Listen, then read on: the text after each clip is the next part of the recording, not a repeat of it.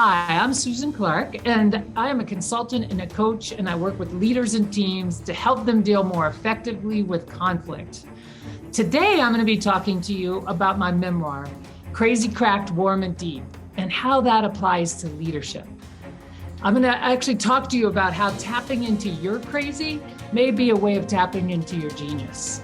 And also why the word intimacy brings up so much fear and concern in life and in the workplace, and how embracing that may be something that's really valuable and important to overcome.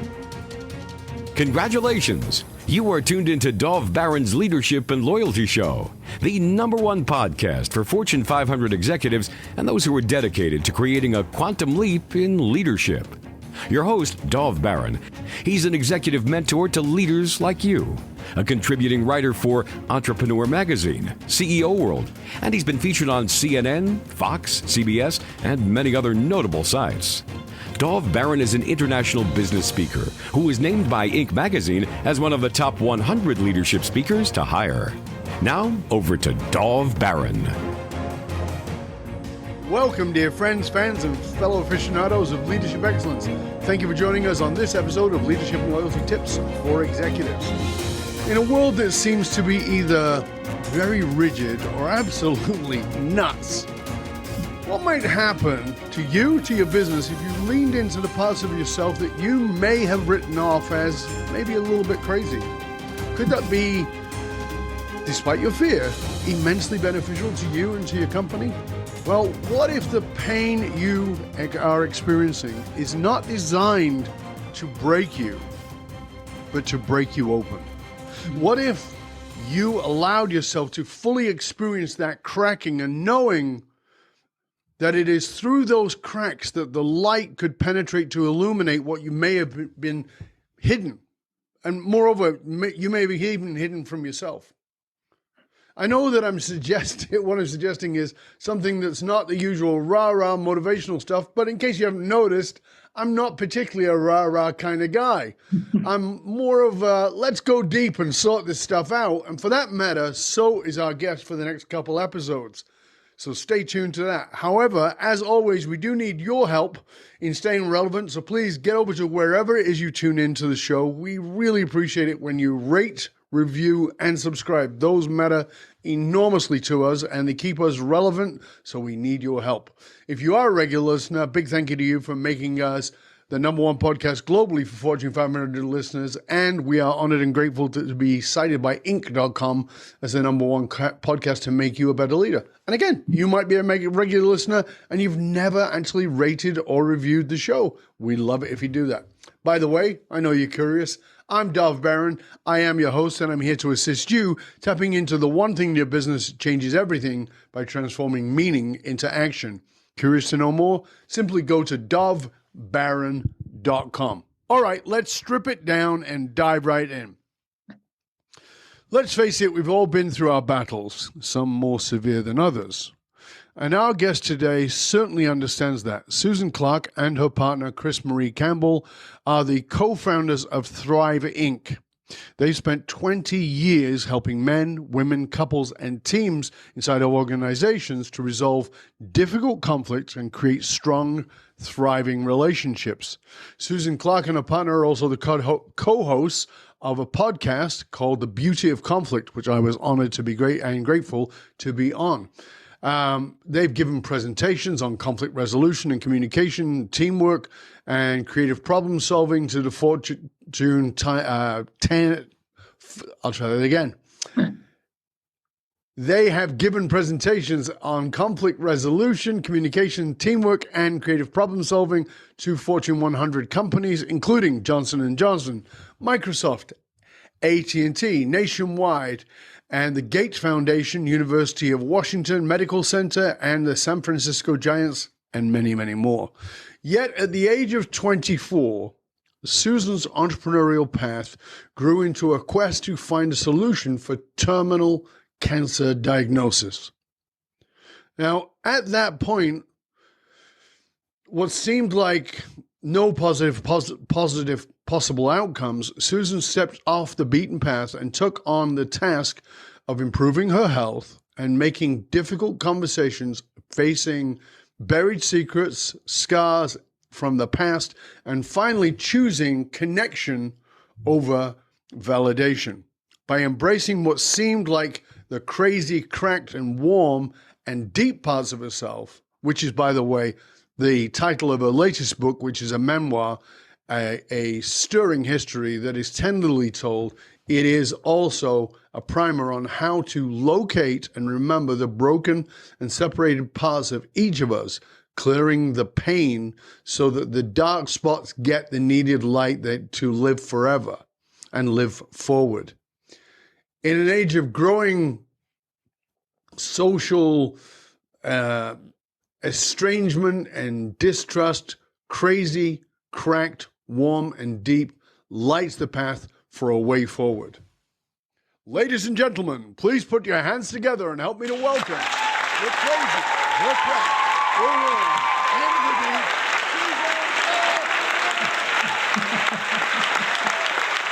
Wow. Whew. Quite the intro. Susan. I love being here. You know, I'm inspired by, I love how you yourself say, you're not just about the normal, but you like to actually bring in what could be kind of counter-cultural, counterintuitive. And I do think that is what actually makes for great leadership. And yeah, sometimes it's not the easiest path. So yeah, I have a friend of mine who's also a consultant in the leadership space, like we are, and and he talks about all these big firms and companies that go in and give everybody, these are the new rules, and this is the things you should do, and so much of it is a theoretical idea that's got nothing to do with reality and nothing to do with people. And as you and I both know, for people to really become extraordinary leaders, they have to really understand people. And it's almost like, well, I've got to understand business strategy. I've got to understand decision-making. I've got to understand bottom line and spreadsheets. Yeah, but if you don't understand people, you don't have a business. And for that, it's not superficial. It is about going into the deep, looking at the parts that seem a bit crazy and definitely cracked, and so that we can get to the depth and the warmth. And I know that that's what this book is about. So I want to ask you a little bit of like, what's the origin story to this coming about? Because, you're not 22. You've been around this industry for a couple of years. You've been doing all this leadership stuff.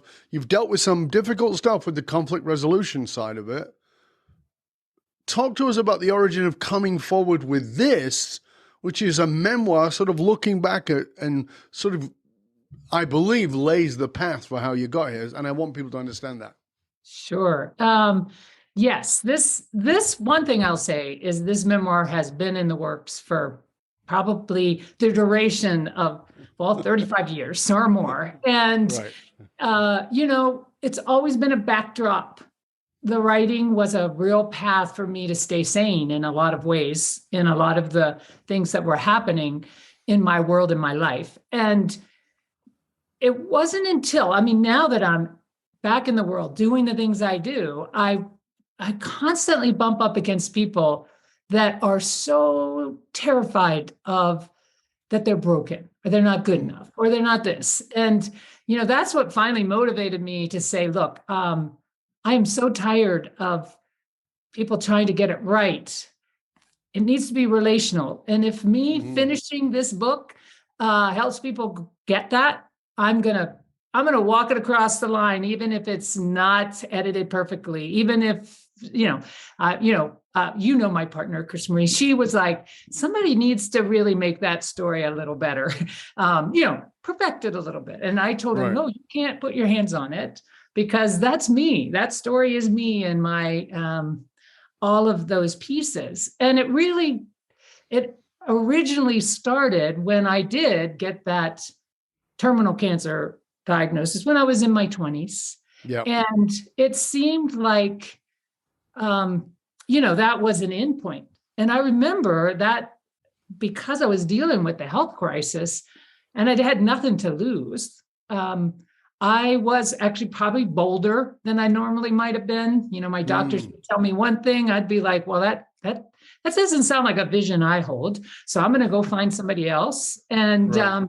I started talking to all sorts of different people who didn't like each other, didn't agree with each other. And so it became a passion of mine I don't really care whether you like each other. You're my experts. I'll figure out whether I'm going to do what you say or not, but I want you to participate. And at the same time that was happening, I also was uncovering this history that I'd never really looked at or dealt with. But as I began to I thought I was going crazy, but as I began to kind of express that, talk about it, my health also started to turn around. So I had this health crisis that was improving.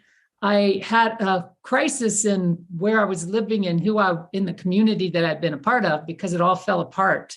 It kind of confronted something nobody wanted to confront. And, but it was kind of like, okay, I get nobody really wants to deal with this, but if I don't deal with it, I'm going to die. So I could stay in the kind of the storyline that I thought was who I was, or I could just not worry about it. Even if somebody was, even if everyone told me you're crazy, you'd be better off dead, you'd be better off, all sorts of things. I was like, well, I'm going to go forward. And that journey kind of untapped my desire, where I really realized it wasn't even about figuring out whether I was right about the story or not. I really it was about how the process of moving through it made me relational for the first time I actually started to be more human, see deal with other people in a whole different way, in an honest and real way, which I hadn't known how to do before that. I had been so armored up and protected. And it wasn't pretty. I want to just pause there, because I don't want to jump over something, because I think it was really important. So what were you doing in the workspace at 24 years old when you get this diagnosis? Well, I had just stepped into teaching. I was a health and physical education teacher. I loved kids. I loved working with kids. I wasn't doing so well with adults necessarily, but I was, I could find when I was teaching, that was where I could pretty naturally show up. And, so it's I didn't have interesting, isn't it, that you were in the health and the physical education, and then you get this slap from whatever, we'll call it the universe, just for a name, around your own health. And so just to give people context, if you hadn't have got that slap, would you have been aware that you were not really dealing with relationships outside of being, a teacher in relation to the kids you were helping? I don't think so. I don't think I had a clue that I really believed that what I had learned to do was, because when I was young and I'd kind of be honest and just spit things out, and people so often told me, she's got a great imagination. She's making that up. This isn't real. I started to learn how to tell whatever story somebody wanted me to tell so that I'd be okay. There were times in my life where I was, I went to an all black high school and I didn't fit in, but I was surprised. With that tan? But what worked for me was all these little weird things about me that someone would notice. Yeah. I would just attribute it to all white people, and they'd be like, "Oh, okay, so all of you were like that." So, and I never had to sort of own, I might internally know it was different, but I was like, "Hey, this is working." I'm not going to explain myself. So I had come up, and even in college, I was an athlete. I played basketball, and everyone thought I was a lesbian. I at that time, and I was like nothing. I was but I lived with guys. And so the guys I lived with all thought I was a lesbian, so they didn't bother me. And the women all thought I was with one of the guys. And so I had this perfect way to never deal with my sexuality, with who I was, with, I could just, So, and I basically, though, was kind of lying without really knowing I just figured, okay, this is what I'm supposed to do. Because when I tell the truth, really horrible things happen. So I had learned how to perpetuate a story that made it okay that I was who I was. And the thing that stands out for me about even the cancer before I got diagnosed was I was having this dream on a regular basis where I was going to my own funeral, my own, and all these people were coming in from different parts of my life. Before the diagnosis. This was before the diagnosis. Wow. And people would be in there and they'd be talking, like somebody from my high school basketball team would be talking to someone from my college basketball team, or or my coach, and they'd be halfway into the conversation. They'd be like, well, that's not the Susie I know. At that time, people called me Susie. And eventually they'd leave. Like, okay, I must not be at the right place. And someone would talk to my sister who I knew in college and be like, that's not the person I know. And they'd leave. And by the end of the dream, there was no one there. And I would wake up in a sweat, like, oh my God, I have no idea who I am. Like, and then I got diagnosed. And I was like, okay, I'm not sure how this fits into this dream part of this, but I damn well don't want to die and not have anyone show up. So it became that's very interesting because, I talked about, you're in the health industry and then you have a health scare. Right. But, what's clear in what you're saying, and I think this is like, I want everybody to just take a pause right now and listen to this, because you might be going, oh, well, this is a terrible story, a woman who was diagnosed at a very early age, blah, blah, blah. Well, but I can't relate. Okay, so let's just put a pause in that for a minute and have you look at what's actually being said, because the cancer is a byproduct. The diagnosis is a byproduct. What this person is sharing with you is that due to whatever the circumstances were in her young life, which we can get into a little bit later, she's decided that it's not okay to be herself. And so she's my language, and we use this in our work, she's disenfranchised parts of herself in order to blend in order to, quote, fit in, not belong. There's a vast difference. In order to fit in and not get too much grief. So what she knows is if I do X, then I get punished. If I do Y, it's okay. So she does more and more of Y. All the time, her body's listening and sending her subconscious messages about her own funeral. So your life is coming to an end in the form that it's in. Now, that shows up in a very real sense in a cancer diagnosis. But here's the thing I want you to understand as you listen to this. This is not a foreboding of an end. It is a foreboding of a beginning. You heard me say at the intro to this show, what if the pain you are suffering today is not meant to break you, but to break you open, to reveal to yourself the dark parts of yourself where the light needs to leak in so that you can accept them. Because here's the thing, in my work, one of the things I explain is whatever you've done has made you really successful. That's great. Congratulations.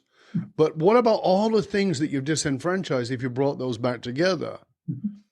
And this diagnosis seemed to have done that for you. It seemed to bring you to this place of going, okay, I got to look at this. Now, before we can spend a long time there, and I don't really want to at this moment, because what I want to point out is this. We now move forward many, many years. You've been writing this book on and off for a long, long time. We move forward many, many years. Why now? And why would you do that? Why would you release a book now, not 5 years ago, 10 years ago? Why not in 5 years from now? And Was there any internal resistance to writing it? Oh, tons. Yes.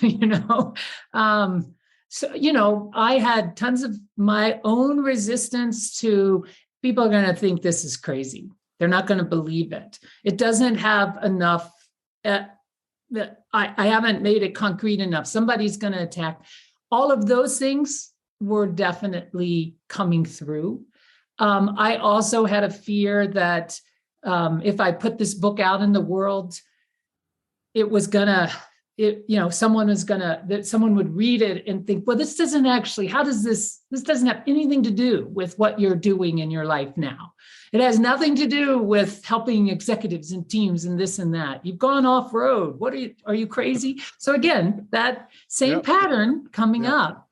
And also the realization though, that's deep yearning, kind of like the book was a little bit like the dream had been, it kept coming to the surface and I kept not writing it. And finally I was like, okay, I want to put this out before something else, I don't want a crisis that forces me to put this out. And I was working with so many people who don't even recognize they're in the same journey I was.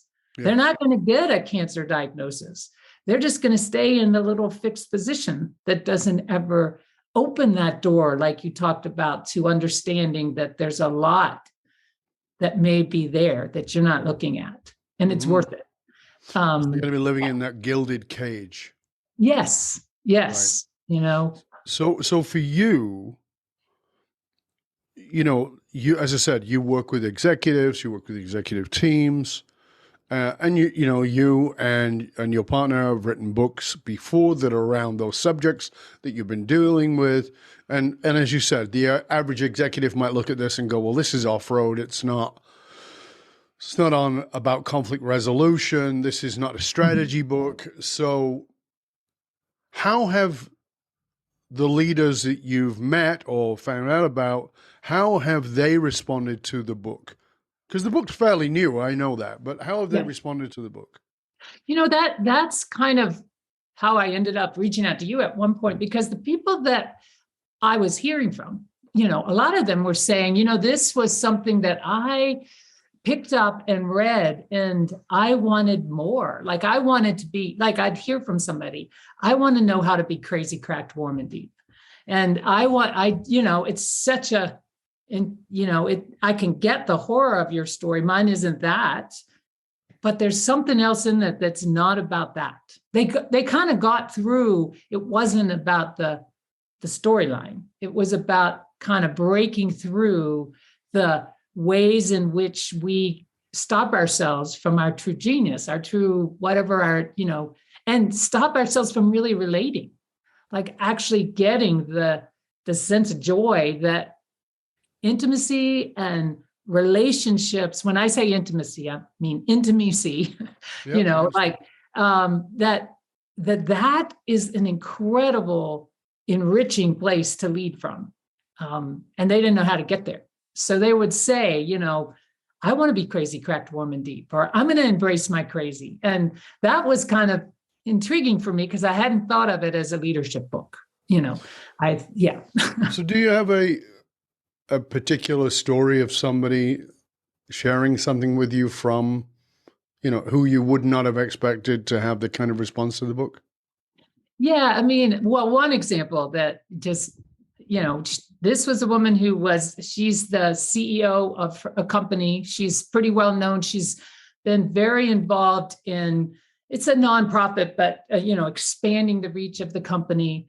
And she, she's done a great job at what she does, but she realized, she goes, there are times when I do not, she was dealing a lot with issues around diversity, inclusion, different things. She's a person of color, but she wasn't bringing that in. And she started to talk about the story of her own life. She's like, I think the crazy for me was how I've disowned my own, really who I am as a person of color. Like I've used it to get this job. I don't know, but it's not what it seems to be. And so she's like, for the first time, because she'd been coaching with me, she goes, I think this is my crazy. I want to work with that. I want to understand it and I want to bring it in. And what I didn't know is we were going through the process of that. And I didn't know, but she was really at risk in her job. And it totally turned around the experience that her board had of her, because I think they had seen her as much more strategic and kind of, politically savvy, but not, and there was some concern. And all of a sudden, when she showed up the way she did, they got, oh, that's not really what you're about. And the combination of this skill set you have and this honesty, we like that. And so it was very different. And I didn't even know that was going on, but I was very excited when she shared the impact it had. And now having worked with her broader team, I can see it living out, because they were kind of in a really tight fix around some diversity inclusion issues, actually getting pretty stuck in it. And as a result, it started to free it up, because people who had been in key positions were feeling like, I can't say anything because I'm privileged, I'm not supposed to. She opened a door that allowed everyone to talk. And suddenly now they're moving forward in a way they never thought they could. And wonderful. So, yeah. Yeah, I mean, like we talked about at the beginning, at the top end of the show, I think it's particularly true for women. I think it's particularly true for women of color, in this trying to be a man. We grew up. Me too. We grew up in a world that said men are the leaders, and you have to think like a man, and you have to act like a man. So it made a lot of women leaders kind of cold and strategic and repressive of who they were at a deeper, bigger level, and the value that they could bring with their immense experience of being just on the planet and having a womb, or just being on the planet and being, quote, different, whether that's gay or straight or trans or having a womb or,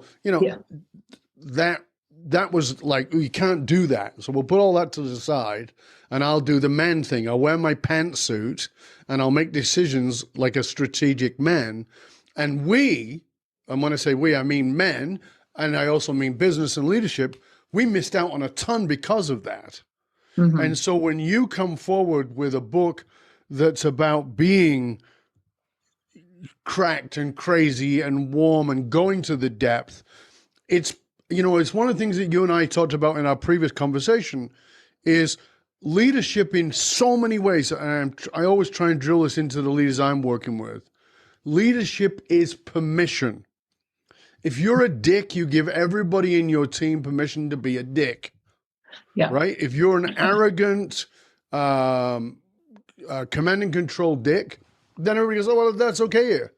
But if you are compassionate and if you are caring and if you are willing to step a little into the crazy that, the others might think of as crazy, or you're willing to be a little deeper about some of these subjects, you may get some external resistance, but you're going to bond your team in a way that is exponentially better. I totally agree with you. And I think, right now, more than anything in the world, we have got to get better at that relational piece. We're not going to go any further just by being having the next innovative idea or thought thing. It's got to be more of a heart thing that involves the idea that we're not separate from, even a successful business is not separate from the world around it. And we have way too much separation in that regard, as though that is the path to going further. And that is so far from the path for going further, I think. Yeah, I agree with you. We are already at the end of part one of the show, and I'm going to come back into part two and And before I do that, I want to make sure that people understand how they can get a hold of you. But the thing I want people to sort of think about and pause on before you click on the part 2 of the show is this. Susan was in health, education, fitness education, and she got a health scare. Not the end of her life, but the beginning, the potential beginning. The realization, if I'm correct, during that time was that she'd not been relational, that she didn't know how to be relational. And that all these years forward, it is that moment, that wake-up call that has helped her to become not only deeply relational herself, but to facilitate relationships for organizations, for individuals, for couples, for all these people. So what I'm asking you to do as we end this part 1 of the show is to look at the parts of yourself that you don't think are relevant to yourself, that you think that I don't need that bit. What if that bit is the diamond? What if that is the very jewel of your existence that you've been in denial of? That's where I want to leave you in part 1 of the show. Susan, would you please tell everybody where they can find out more about you, about your company, and of course, about how they can find the book? Okay, well, you can find out more about me and our company at www.thriveinc.com. THRIVEINC.com. That's our website. We also have our podcast, The Beauty of Conflict, which is on all the different podcast places. And our books, The Beauty of Conflict and The Beauty of Conflict for Teams, are available on the website. And this Crazy Cracked Warm and Deep, I have it here, is you can get this on Amazon. There's not another title like it, so it's pretty easy. You can also get it at Barnes & Noble and some of the other independent bookstores as well. So fabulous. Well, yes. We'll make sure, of course, that all of those links are put into the show notes. Until then, till part 2, I come back to our delicious conversation with Susan Clarke, and maybe just consider allowing yourself to become crazy, cracked, warm, and going a little deeper. We'll see you in 1 click. Stay curious, my friends. Stay curious.